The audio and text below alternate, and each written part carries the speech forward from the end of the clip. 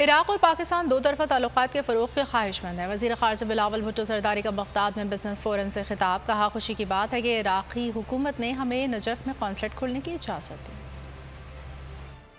I'm also happy to report that the Iraqi side has agreed to our request of opening a consulate in Najaf. My interactions with the President, the Prime Minister and my Iraqi counterpart is where we discussed expanding cooperation in diverse areas, including enhancing bilateral trade and investment, collaborating with Iraq in rebuilding and reconstructing and the reconstruction of their infrastructure and sharing our experience in water management.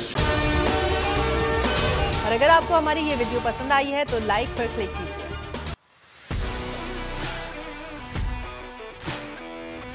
कहा तो था नहीं आऊंगा, पर आना पड़ा।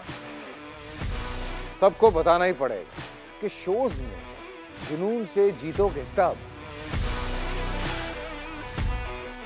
Contestants हों कलाकार,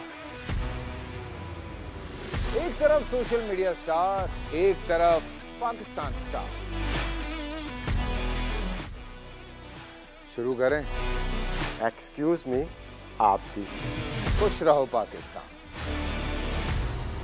खुश रहो पाकिस्तान बुध और जुमेरात शाम 7 बजे सिर्फ बोल एंटरटेनमेंट पर। सब्सक्राइब करें और बेल दबाएं ताकि कोई खबर रह न जाए।